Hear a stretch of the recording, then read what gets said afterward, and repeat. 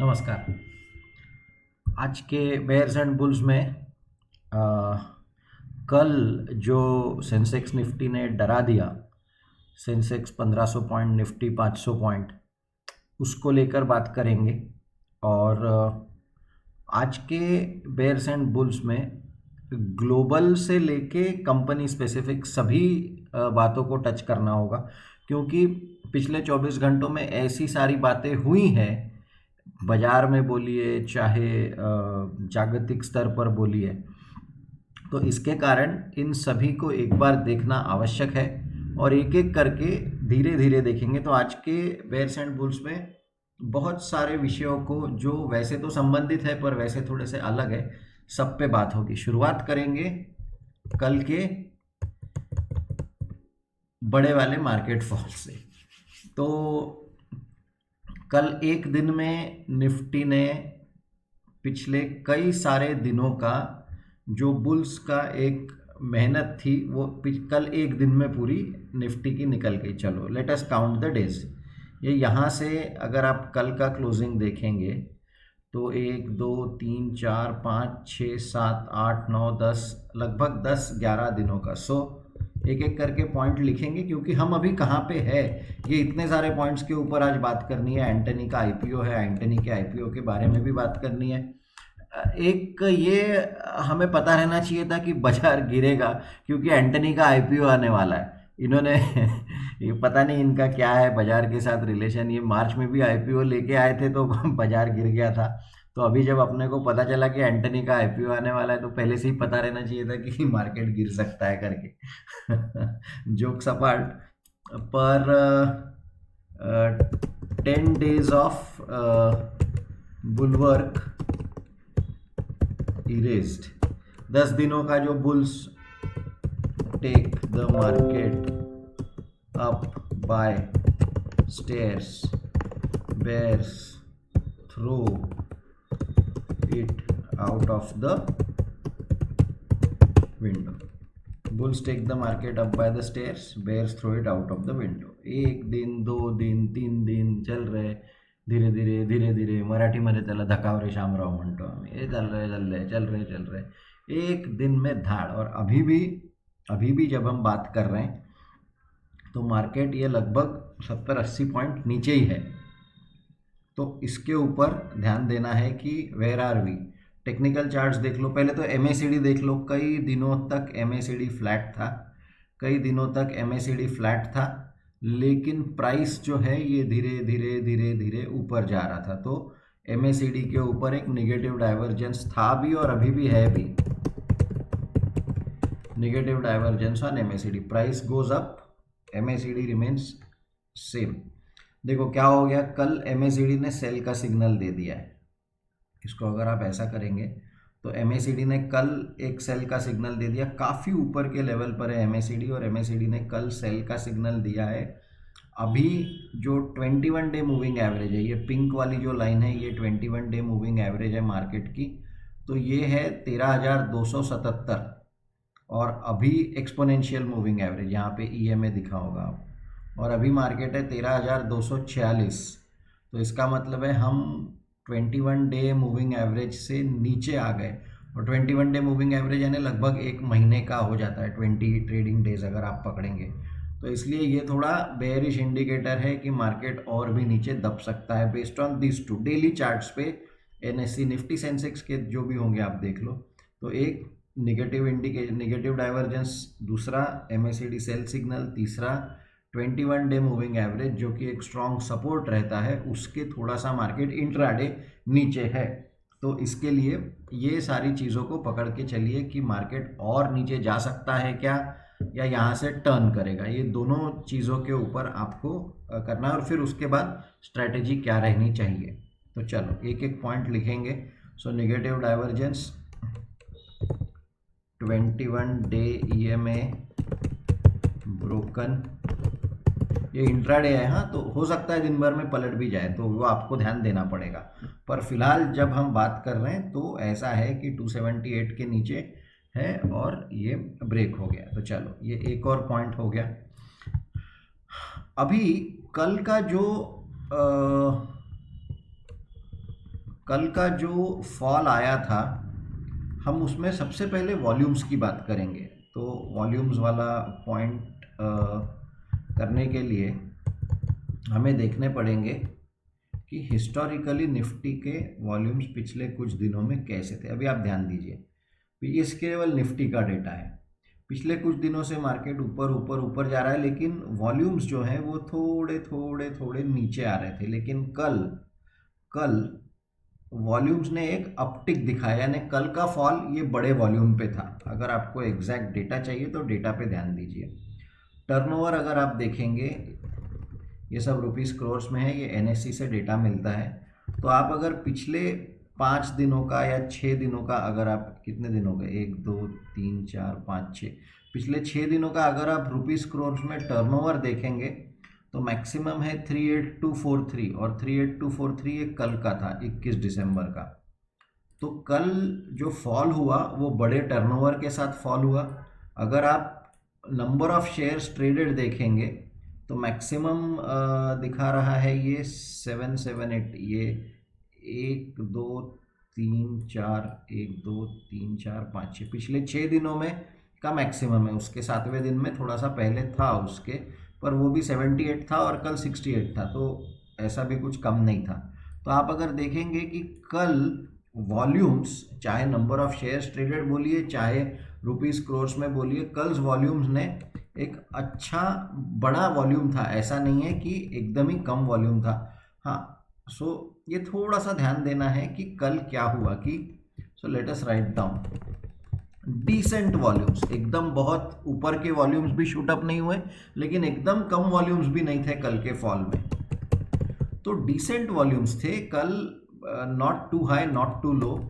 लेकिन ये वॉल्यूम्स की एक बड़ी इंटरेस्टिंग चीज़ है। अगर आप वॉल्यूम्स के पढ़ाई के अंदर जाएंगे कल वाले, तो आप FII DII डेटा अगर देखेंगे, ये दिसंबर 21 का है, तो कल DII ने कल 400 करोड़ की बाइंग करी है, 480 करोड़ की।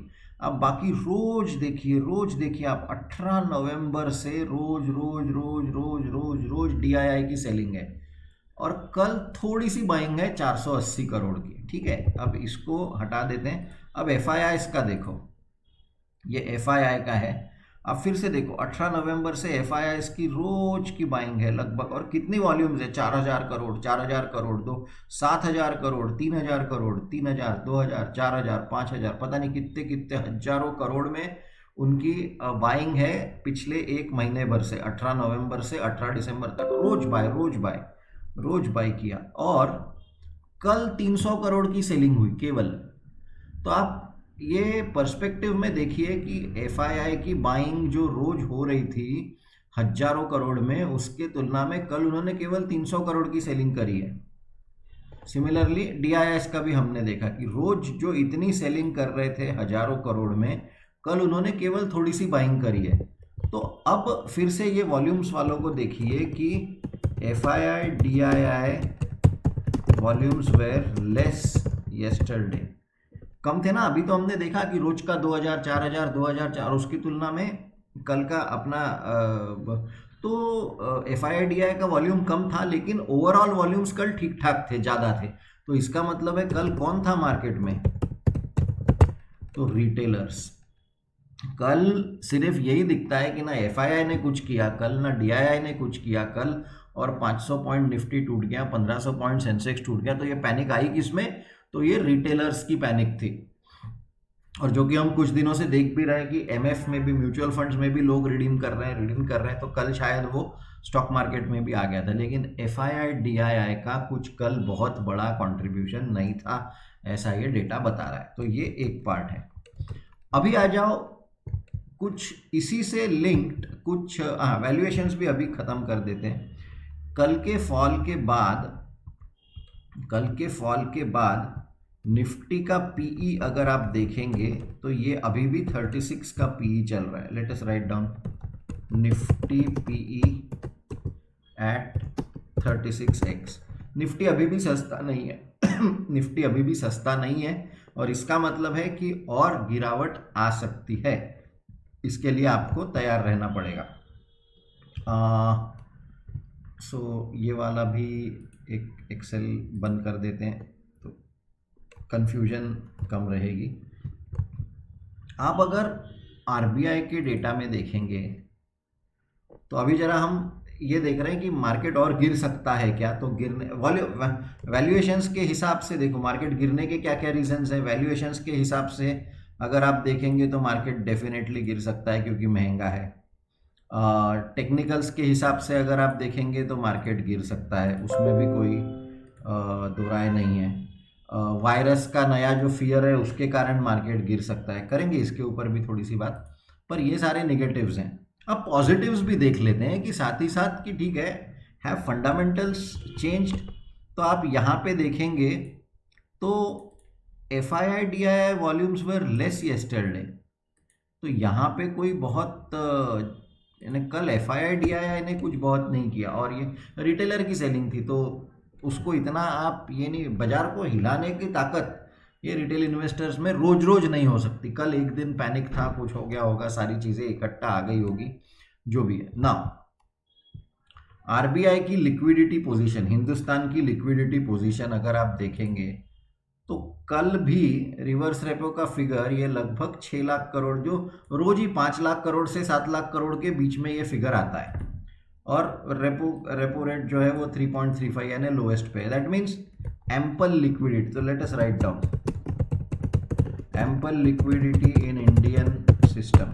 लिक्विडिटी है, ये ग्रीन है बाबा, इसको क्यों रेड कर रहा है। तो एम्पल, तो लिक्विडिटी की चिंता नहीं है, यानी कि ऐसा नहीं है कि कल कुछ तो भी मार्केट 500-800 पॉइंट टूट गया निफ्टी तो इसका मतलब है कुछ तो भी फंडामेंटली गलत हो गया। डेटा नहीं बता रहा है कि fundamentally something has gone wrong. एक बहुत बड़ी न्यूज़ कल आई जिसके ऊपर ध्यान देना चाहिए, और जो है कि यूएस हाउस ने $900 बिलियन का, $900 बिलियन का एड पैकेज को ओके किया है। US house approves 1.4 trillion funding after the 900, यानी कि ये वाले आफ्टर दिस 900 बिलियन उन्होंने एक, बेसिकली क्या है कि डॉलर लिक्विडिटी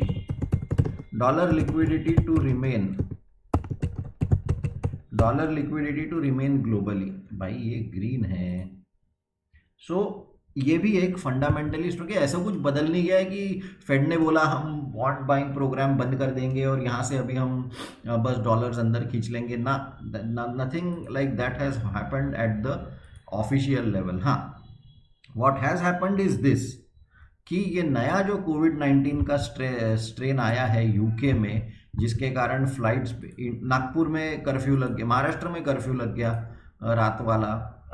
यूके के प्राइम मिनिस्टर बोरिस जॉनसन ने कहा कि आपके Christmas celebrations will have to be muted, won't be like what they were planned. तो ये सारे चीज़ों के चलते इकोनॉमिक रिकवरी में थोड़ा सा एक अड़ंगा आ सकता है, एंड ये तीनों थोड़े से अभी ओवरवेलमिंग फैक्टर्स हो रहे हैं ग्लोबल इकोनॉमी के लिए, और जिसके कारण अभी हम आएंगे तो ये कोविड-19 का भी टॉपिक है। कल ये बहुत बड़ा रीज़न था इंडिया में फियर्स के लिए कि कोविड-19 के कारण मार्केट गिर सकता है करके। तो ये सभी के कारण अभी हम डॉलर इंडेक्स पे आ जाते हैं। ये तो निफ्टी का चार्ट था, ये हमने देख लिया। देखो what has happened in the dollar index is, जो हम पिछले कई दिनों से हम बोल रहे हैं कि डॉलर, ये देखो, ये देख सकते हैं आपकी डॉलर इंडेक्स नीचे नीचे नीचे नीचे नीचे नीचे जा रहा है। तो ये मंथली चार्ट है, अभी इसको डेली में कर देते हैं तो आपको समझ में आएगा कि ये जो डॉलर इंडेक्स जो बहुत वन साइड, जो ये नीचे यहाँ पे 90 तक आ गया था, कहीं तो भी थोड़ा सा 1 आवर का भी चार्ट देख लो, तो आपको ये जो डॉलर इंडेक्स जो वन साइड नीचे आ रहा था, वो कहीं तो भी थोड़ा सा सडनली जो 90 के नीचे आ गया था, डॉलर इंडेक्स कमिंग बिलो 90, ये न्यूज़ हो गई थी। तो डॉलर इंडेक्स ने सडनली एक एप्रिसिएशन दिखा दिया। इसका क्या मतलब है कि डॉलर की जो पिटाई हो रही थी, डॉलर की पिटाई क्यों हो रही थी, लिख लेते हैं, risk on trade is equal to dollar weak. यानी कि जब लोग रिस्क लेते रहते हैं तब डॉलर निकलता है और डॉलर तेल में जाएगा, एसेट सभी एसेट बिटकॉइन में जाएगा, टेस्ला। बिटकॉइन ऐसे ही ऊपर नहीं जा रहा है, कुछ फंडामेंटली स्ट्रांग नहीं है बिटकॉइन में कि सडनली वो डॉलर अवेलेबल है इसलिए जा रहा है। डॉलर स्ट्रांग होना चालू हो गया, ये सबकी पिटाई होगी, उसमें रुपी भी आएगा, उसमें यूरो भी आएगा, उसमें बिटकॉइन भी आएगा, उसमें आपका गोल्ड, क्रूड, सब आ जाएगा। तो रिस्क ऑन ट्रेड में डॉलर वीक रहता है। लेकिन कल ये कोरोना वायरस के कारण फियर्स एकदम से क्या हो गया कि वायरस का स्ट्रेन है, फिर वो और ज़्यादा फैलता है, कर्फ्यू लग गए, फ्लाइट्स बैन कर दिए देशों ने, तो इकोनॉमिक रिकवरी स्टॉल हो जाएगी। ब्रेग्जिट का प्रॉब्लम है, यूके ने बड़े लॉकडाउन लगा दिए और ब्रेग्जिट में अभी क्या होगा फिर से उसके ऊपर प्रश्न चिन्ह आ गया, तो एकदम से अनसर्टेनिटी आ गई। And markets don't like what, markets don't like uncertainty, इसको रेड में कर दो। तो इसके कारण क्या हो गया कि ये जो रिस्क ऑन ट्रेड था वो सडनली, एटलीस्ट कल के लिए तो भी, वो रिस्क ऑफ ट्रेड हो गया, और जिसके कारण मनी स्टार्ट्स गोइंग, यानी सब लोग पैसे निकाल के वापस dollar safe haven, dollar strong safe haven की भाई अभी हमको रिस्क नहीं लेनी है, घर पे पहुंच जाओ। So that is what is the, ये एक कल की डेवलपमेंट ये हुई कि डॉलर शायद स्ट्रॉन्ग, और अभी फिर वापस थोड़ा सा नीचे। अब एक वन साइड तो जाता नहीं है, ऐसे ऐसे जाता है, ये तो सबको पता है जो बाजार में है। तो ये जो 89 का लो बनाया था डॉलर इंडेक्स ने, ये कहीं तो भी एक बार वो फियर फैक्टर के कारण ऊपर भाग गया, और अभी भी वापस आप देख सकते हो कि जब भी हम बात भी कर रहे हैं तो भी ये इसकी पॉइंटिंग ऊपर ही है।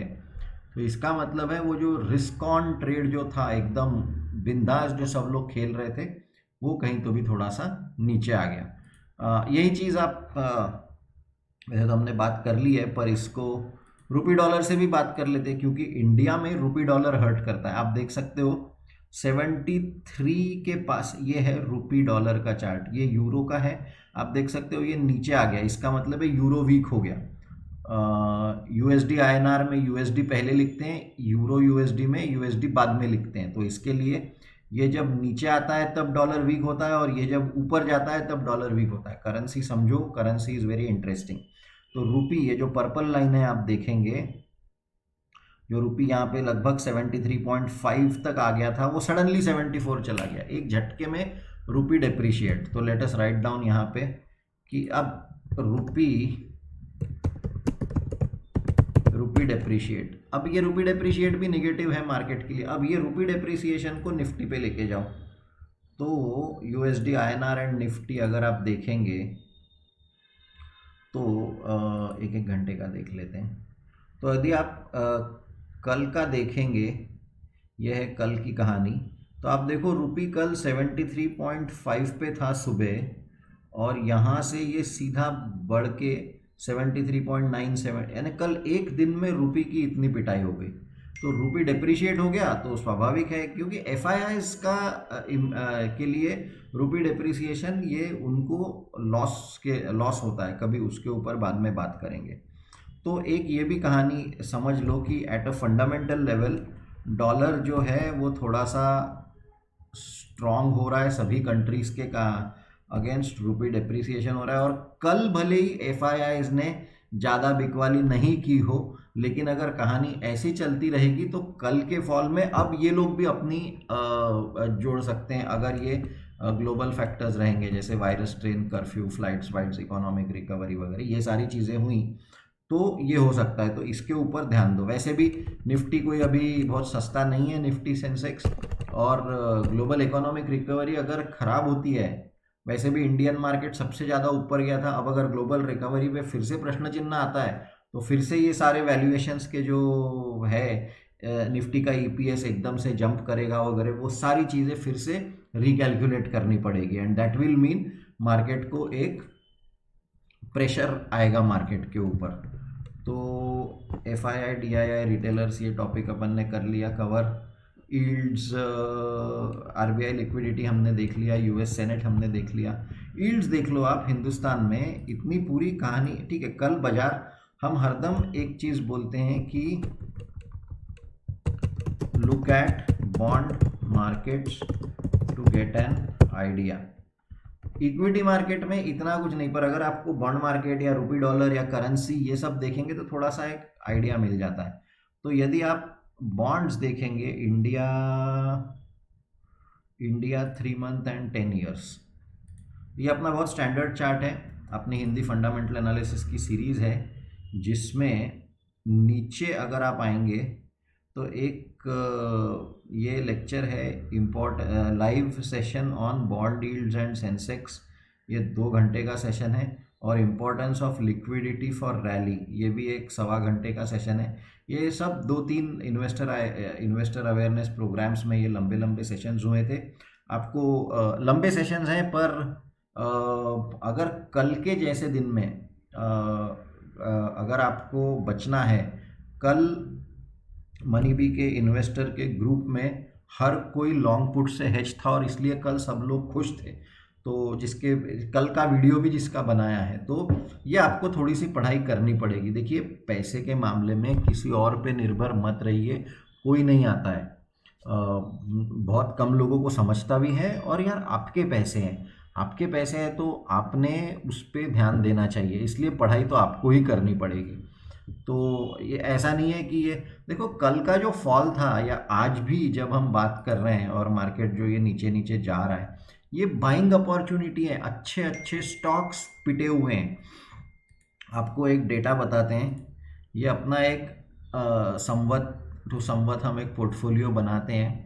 कल के फॉल के बाद 22 दिसंबर, ये दिवाली से बना हुआ है, 22 दिसंबर है, इसमें 17 स्टॉक्स है। कल के फॉल के बाद भी अपना पोर्टफोलियो 9% ऊपर है, और जबकि निफ्टी और निफ्टी मिड कैप 4 और 7.25% है। दैट मीन्स ये स्टॉक्स ने बीट किया, और कुछ स्टॉक्स अभी भी 13%, 70%, 60%, 20% ऊपर है एक महीने में। तो इसका मतलब ये नहीं है कि हमको ही सब कुछ आता है या हम बहुत ग्रेट है, कोई नहीं, ये बात बिल्कुल नहीं है।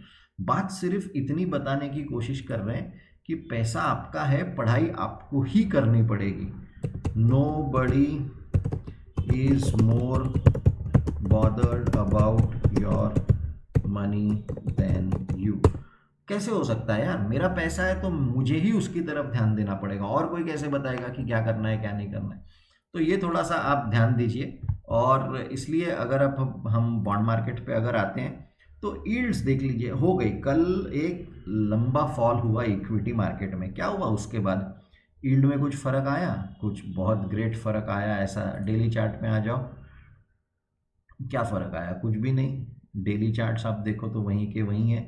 ये फ्लैट लाइन है 10 ईयर की, ये फ्लैट लाइन है 3 ईयर की, यानी कि बॉन्ड मार्केट में पेट का पानी भी नहीं हिला, आप ये बोल सकते हो। तो नो बिग डील, ठीक है। इक्विटी मार्केट था 30, 35, 40 जो भी पी था, थोड़ी सी पिटाई हो गई। फंडामेंटली हिंदुस्तान छोड़ के लोग जा नहीं रहे अभी तक तो भी कि यील्ड सडनली ऊपर आ गए, रुपी सडनली डिप्रिशिएट हो गया, थोड़ा बहुत वो तो ग्लोबल जो हो रहा है वो हो रहा है। बाकी क्योंकि आप देखिए, अगर सडनली इंडिया का रिस्क परसेप्शन अगर बढ़ गया तो सबसे पहला इम्पैक्ट ये इस पे आ जाएगा, गवर्नमेंट यील्ड्स पे, यील्ड्स ऊपर चले जाएंगे। तो क्रेडिट रेटिंग, अपनी बॉन्ड मार्केट की सीरीज़ है वो देखिए। तो कल का फॉल था, इक्विटी का फॉल था, लोकलाइज था। कल बहुत सारी न्यूज़ थी, नेगेटिविटी थी, बहुत सारे लोग पिछले कुछ दिनों से तो मैसेजेस ही आ रहे थे, अब मार्केट गिरना चाहिए, अब मार्केट गिरना चाहिए, अब मार्केट गिरना चाहिए, अब मार्केट गिरने का नाम ही नहीं ले रहा था। तो कल का फॉल जो डेटा बताता है, शायद ये रिटेलर्स फॉल था। FII DII की बहुत सेलिंग कल तक तो भी नहीं थी। देखो अभी क्या होता है आगे चल के, पर ये सारी ग्लोबल फैक्टर्स हैं। तो ये एक और पॉइंट था कि यील्ड्स देखना था, यील्ड्स भी देख लिए, निफ्टी वैल्यूएशंस का भी हमने देख लिया, डॉलर इंडेक्स भी हमने देख लिया। हेजिंग जितना भी बताएंगे उतना हेजिंग का importance, hedging can never be over emphasised. ये देखो आज सुबह ये देखो लोग ज्वाइन हो ही रहे हैं अभी अपने व्हाट्सएप ग्रुप में। देखो आज एक मैसेज आया सुबह कि किसी ने निफ्टी भी 18 दिसंबर की बात है, किसी ने, ये मनी भी इन्वेस्टर क्लब अपने ग्रुप में की बात है, किसी ने निफ्टी भी बाई किया, साथ में साथ निफ्टी पुट भी बाई किया, और कल निफ्टी 20 में उसको 16,000 का प्रॉफिट हुआ। लेकिन वो नोशनल है, उसको कुछ वो देना नहीं पड़ता है क्योंकि वो तो डिलीवरी में होल्ड करके रखा है। लेकिन निफ्टी पुट का 15,750 का प्रॉफिट बुक किया, book profit book, that means what हुआ, कल इसके पास इतना पैसा आया रहेगा कि ये और बाय किया रहेगा। सो नेट नेट उसका वैल्यूएशन उतना ही रहा कि 16,000 का लॉस, 16,000 का प्रॉफिट, लेकिन ये नोशनल लॉस है और ये एक्चुअल प्रॉफिट है। और इसका अभी उसने अगर निफ्टी और स्टॉक्स में भी आपको जाने की आवश्यकता नहीं है, निफ्टी 20 में ही काम हो जाएगा या सेंसेक्स 20 में, सेंसेक्स ETF में ही काम हो जाएगा। तो हेजिंग का फिर से अगर आपको चाहिए तो 2-3 सेशंस के ऊपर लिखेंगे। जैसे यहाँ पे ये फंडामेंटल एनालिसिस वाली सीरीज में हर एक टॉपिक छोटे इन्वेस्टर के लिए जितना काम का है। चैप्टर नंबर 8 है शिवानी मैडम का शेयर बाजार का इंश्योरेंस, चैप्टर ये वीडियो नंबर 9 और 10 है fundamental analysis, Nifty valuations, Nifty PEG ratio. इसके अलावा बेयर्स एंड बुल्स की सीरीज़ में एक, उसकी भी लिंक आज डिस्क्रिप्शन में डाल देंगे हेजिंग के। तो जो 3-4 सेशन, जो 3-4 अच्छे काम के वीडियोस हैं आपके पढ़ाई के हिसाब से, वो आज नीचे के डिस्क्रिप्शन में डाल देंगे। सो आपको ये पढ़ना पड़ेगा, इसके अलावा याच्या शिवाय काही गत्यंतर नहीं है। सो ये वो वाला पार्ट है कि आपको हेजिंग करना पड़ेगा करके। चलो अब सो दैट इज़ दैट। तो ये थोड़ी सी ग्लोबल मैक्रो मार्केट ये सारी चीज़ों से रिलेटेड बात थी। बाजार क्या कर रहा है,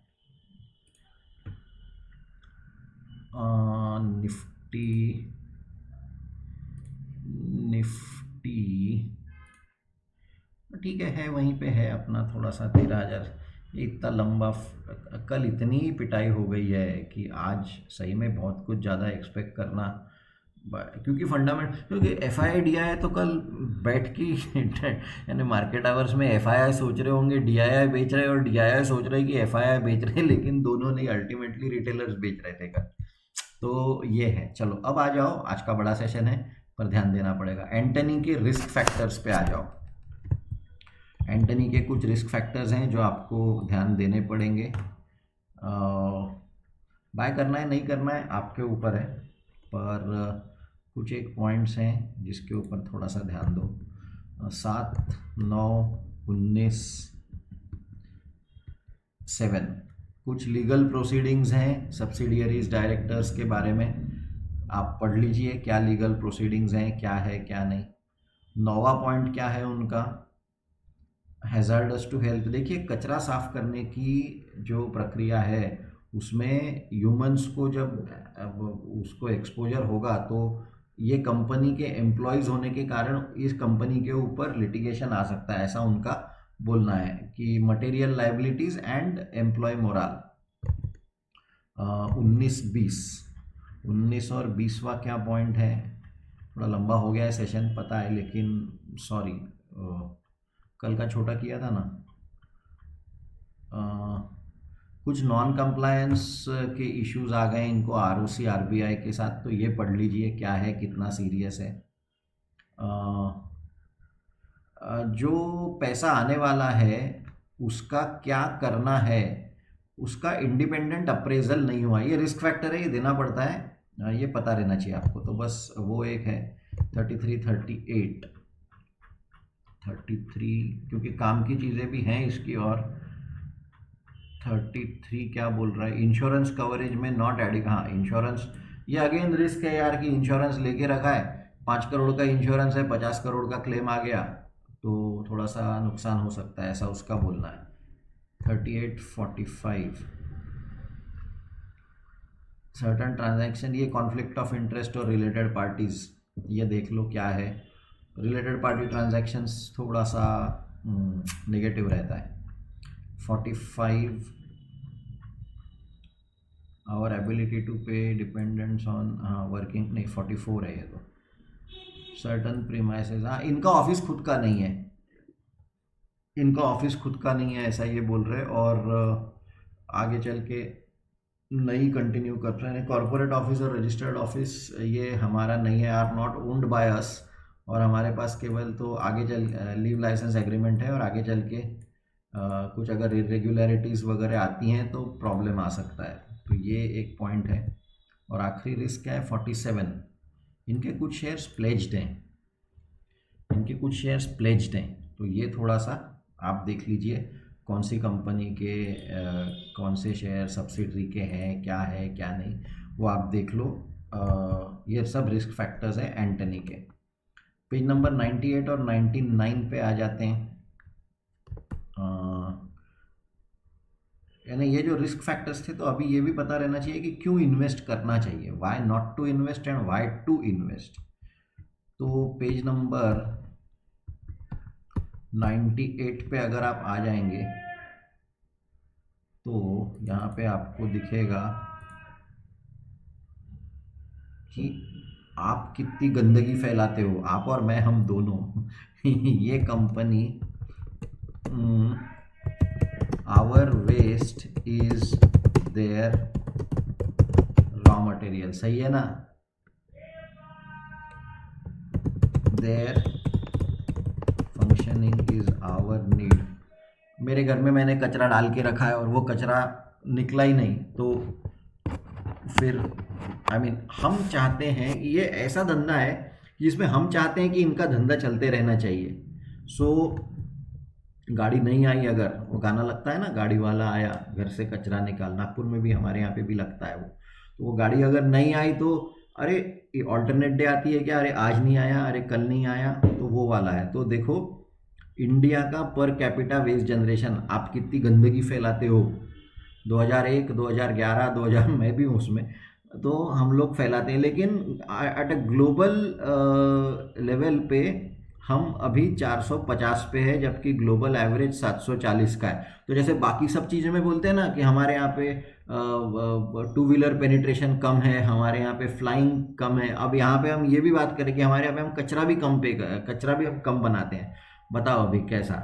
तो इसका मतलब ये नहीं है कि हमारा टारगेट 425 का है, 450 पे है, अच्छा 740 है क्या, यानी कि मुझे और 200-250 से मेरा कचरा बढ़ाना है, ऐसा नहीं है। अपने ऊपर दायित्व नहीं है जीडीपी बढ़ाने के लिए कचरा ही बढ़ाना करके। पर ये कंपनी के हिसाब से ये बिजनेस पोटेंशियल है कंपनी को कि this is what it is. कचरा जैसी ग्रोथ होगी, जैसा अर्बनाइजेशन होगा, वैसा कचरा बढ़ेगा। Municipal waste, hazardous waste, biomedical waste और ई वेस्ट, तो ये सारी चीज़ें हैं। और इनके CAGRs देख लीजिए, ये कचरा जो रेट से बढ़ेगा, ये कंपनी के सेल्स या प्रॉफिट्स में ये इम्पैक्ट पॉजिटिव होगा।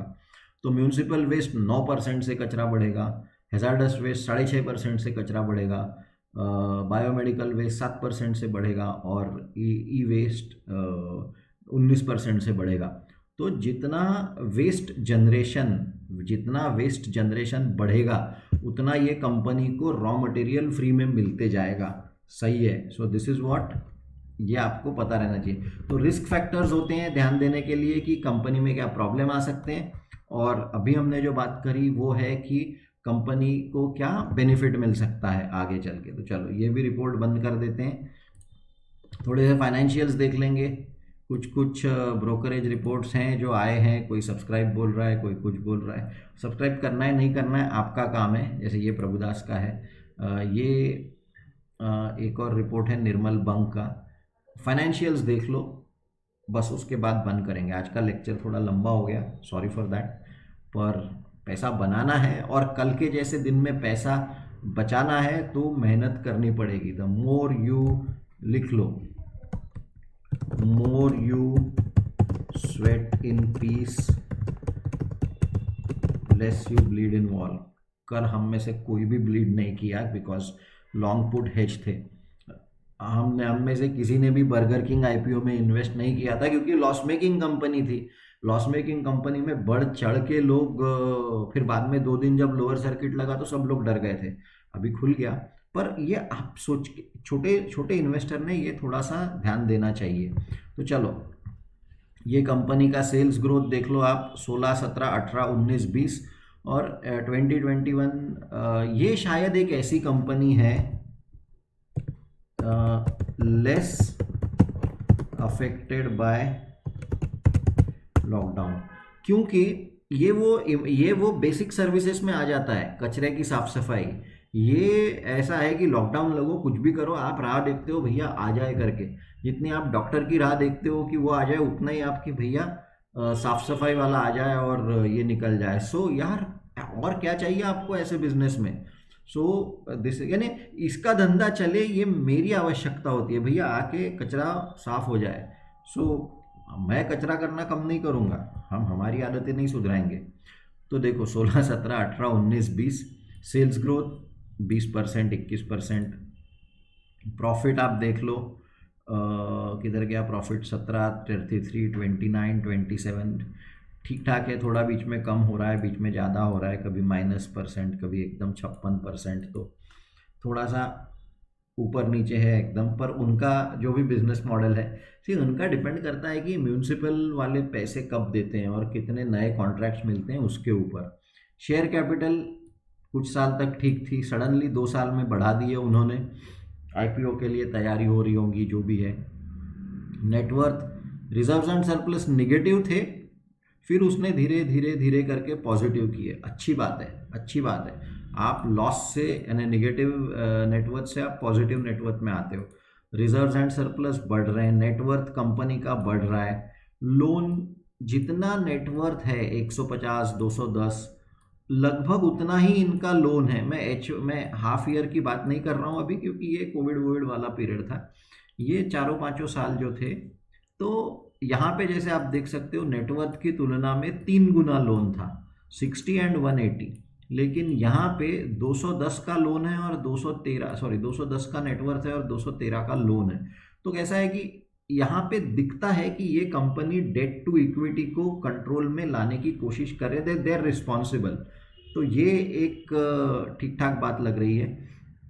आप आरओई देख लो, इतनी सब मशक्क़त करके ये कंपनी क्या आरओई जनरेट करती है। तो 40-42 का इनका रिटर्न ऑन इक्विटी था, which is fantastic by any standards. I mean आप 44 और अभी भी 30% का रिटर्न ऑन इक्विटी है एज पर दिस रिपोर्ट, या 25% का हाफ ईयर का रिटर्न ऑन इक्विटी है। फिनोमिनल। आई मीन 30% का रिटर्न ऑन इक्विटी आपको कौन देता है, तो ये आपने ध्यान देना चाहिए। डेट आप देख लो, नेट डेट टू इक्विटी जैसा हमने ऊपर भी देखा और यहाँ पे भी देखा, तो डेट ये कंट्रोल में है। 1 से नीचे हमारा जो फंडामेंटल एनालिसिस की पैरामीटर्स हैं, आप अगर ये पहले 2-4 स्टेटमेंट्स देखेंगे, पहले 2-4 वीडियोस देखेंगे और ये देखेंगे सुजलॉन, MRF, किंगफिशर वगैरह, ये पहले 5-6 वीडियोज़ हैं। तो इसमें यही सारी बातें हो रही हैं कि डेट कितना रहना चाहिए, रिटर्न ऑन इक्विटी कितना रहना चाहिए। तो ये वो पार्ट है जहाँ पे ये कंपनी के नंबर्स अच्छे लग रहे हैं। कैश फ्लोज पॉजिटिव है, जनरली तो कैश फ्लोज पॉजिटिव है। कैश फ्लो फ्रॉम ऑपरेशंस हर साल पॉजिटिव है इनके, लेकिन cash flow from investing negative है, क्योंकि ये फिक्स्ड एसेट्स खरीदते जा रहे हैं, कैपिटल एसेट्स खरीदते जा रहे हैं। तो ये तो फाइनेंशियल्स के टर्म पे ये कंपनी के ये जो भी है कि रिटर्न ऑन इक्विटी अच्छा है, डेट अंडर कंट्रोल है, रिस्क फैक्टर्स आप पढ़ लीजिए, बिजनेस पोटेंशियल, स्केलेबिलिटी, क्योंकि कचरा तो कम नहीं होने वाला है। उन्होंने वो फ्रॉस्ट एंड सलीवन का उनका ही रिपोर्ट है, उन्होंने ही कमीशन किया हुआ रिपोर्ट है, उसके बेसिस पे यह आता है। सो चलो लंबा सेशन हुआ थोड़ा सा, पर इम्पॉर्टेंट था। 40 मिनट का सेशन हो गया आज का बेयर्स एंड बुल्स का। लेकिन डरिए मत, मार्केट तो मार्केट है, मार्केट ऊपर नीचे हो सकता है। जब मार्केट गिरता है तब अच्छे स्टॉक्स बाय करिए, क्वालिटी के। Separate diamonds from coal, buy diamonds at the price of coal. जब मार्केट गिरता है तब आपको डायमंड्स अवेलेबल रहते हैं कोल के भाव पे, तो इसके लिए हेज रहिए। शैलेश सर का अगर नंबर आपके पास नहीं है तो ये शैलेश सर का नंबर है। अगर आपने अभी तक कैपिटल मार्केट मॉड्यूल को ज्वाइन नहीं किया है तो कैपिटल मार्केट मॉड्यूल ज्वाइन कीजिए, उसकी भी लिंक डिस्क्रिप्शन में डाल देंगे। आज का सेशन 40 मिनट का हो गया, लंबा सेशन हो गया, पर प्लीज़ पढ़िए, क्योंकि कल जैसा दिन ऐसा नहीं है कि एक हो गया अब वापस नहीं आएगा। देखिए पैसा अपना है, हिंदुस्तान के शेयर बाज़ार में दुनिया भर से निवेशक आ रहे हैं, सब लोग पैसा बना रहे हैं। ऐसे में अगर छोटा निवेशक पैसा नहीं बनाएगा तो ये कहीं तो भी गलत रहेगा। और क्योंकि हम मेहनत कर रहे हैं, जीडीपी में योगदान हमारा है, तो इसके लिए सबसे ज़्यादा बेनिफिट भी हमको ही मिलना चाहिए। और ये बाज़ार ऐसा ही चलता है, आप कुछ नहीं तो डेली SIP STP लगा दीजिए। डेली SIP होती है, डेली STP होती है। आपको कुछ नहीं समझता तो इंडेक्स फंड्स में आइए, पर बाजार में कल के जैसे दिन से डरना नहीं है, उल्टा कल के जैसे दिन को यूज़ करना है जैसा। और छोटे निवेशक कर रहे हैं, पढ़ाई करके ये हो सकता है। आप में से किसी को भी डाउट आता है, आप शैलेश सर को फ़ोन कीजिए। आपको चैलेंज करना है, आप चैलेंज कीजिए कि ये वीडियो पे ये जो भी बोल रहा है इसका प्रूफ दिखाओ करके। मैं आपको प्रूफ दिखा सकता हूँ। मैं 100 इन्वेस्टर्स आपके सामने खड़े कर सकता हूँ जिन्होंने कल के दिन जिनको सही में ये नहीं हुआ। उल्टा लोग तो ऐसा बोल रहे थे कि बाजार और गिरना चाहिए करके अपने ग्रुप में। तो हेजिंग कर सकते हैं, छोटे इन्वेस्टर्स कर सकते हैं। 1 लाख 2 लाख 5 लाख पोर्टफोलियो उनकी अलग स्ट्रैटेजीज होगी। 8 लाख 9 लाख 10 लाख उनकी अलग स्ट्रैटेजीज होगी। बड़े पोर्टफोलियो पर नुकसान मत होने दीजिए और डरिए मत। और आपको knowledge, only your knowledge can save you. Only your knowledge can save you, nobody else. कोई नहीं आता, कोई नहीं पुरता।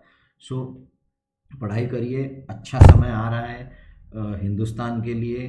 ग्लोबल अभी ठीक है, देखो क्या होता है कोरोना का, पर there is no alternative to India. इतनी बड़ी इकोनॉमी, कंजम्पशन, फाइनेंशियल्स इम्प्रूविंग, और ऐसे में आप और मैं कल के दिन के 500 पॉइंट से लॉस से अगर बाहर चले गए बाजार के, तो ये सही नहीं रहेगा।